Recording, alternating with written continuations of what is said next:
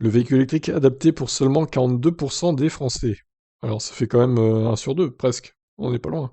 Selon le baromètre annuel de l'Aver France Ipsos, les Français sont de plus en plus ouverts aux véhicules électriques cependant. C'est le véhicule d'occasion qui en la matière semble le plus séduire les concitoyens.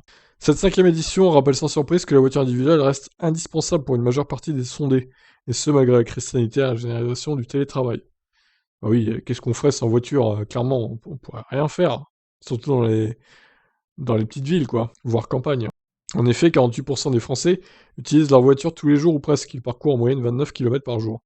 Face aux défis écologiques, 83% se disent prêts à changer leurs habitudes de mobilité pour améliorer la qualité de l'air et 82% pour lutter contre le changement climatique. 76% donc des Français parcourent moins de 50 km par jour. 78% des Français estiment qu'avec une autonomie de 300 km ou plus, le véhicule électrique remplit leurs besoins de mobilité. D'accord, c'est de bons chiffres quand même. Mais d'après l'étude, donc, seuls 42% des Français estiment que le véhicule 100% électrique répond à leurs besoins. Et 46% pensent qu'il pourrait remplacer totalement le véhicule thermique. Un chiffre qui passe à 76% chez les jeunes, 15-24 ans. Néanmoins, l'attrait de la voiture zéro émission progresse, puisque 87% la trouvent agréable à conduire et la considèrent comme une solution innovante. C'est aussi un véhicule économique à l'usage pour 74% des sondés, et plus respectueux de l'environnement pour 70% d'entre eux. Un tour en légère baisse par rapport au précédent baromètre, rappelle l'Aver France. A noter que 42% des personnes interrogées craignent également l'impact des batteries sur l'environnement. Si les modèles électriques et hybrides rechargeables ont progressé de 62% du milliampère pour atteindre 15% de part de marché, ils soulèvent encore des réticences, notamment à cause de leur autonomie limitée.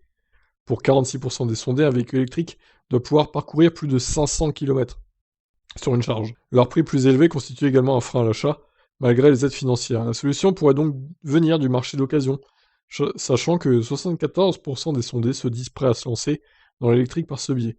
Ils sont même 86% chez les jeunes, entre 15 et 24 ans, à envisager la mobilité électrique via l'occasion. Alors bon, interroger des gens entre 15 et 18 ans, entre 15 et 17, on va dire, je suis pas sûr que ce soit très pertinent pour le coup. Ils ont pas trop l'âge de réfléchir à tout ça, hein.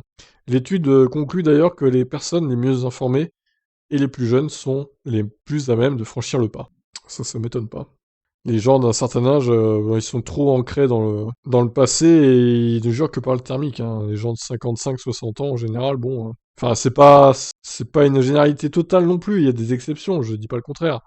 Mais globalement, bon, plus tu vieillis, moins tu vas passer à l'électrique, hein, globalement. Ils ont pas forcément envie de se faire chier avec ça et de changer leurs habitudes. Bon, en tout cas, voilà pour ce sondage Aver France, Ipsos. Qu'est-ce que vous en pensez de tous ces chiffres, réalistes ou pas? Et vous alors, êtes-vous passé à l'électrique? Dites-moi en commentaire. Ciao ciao.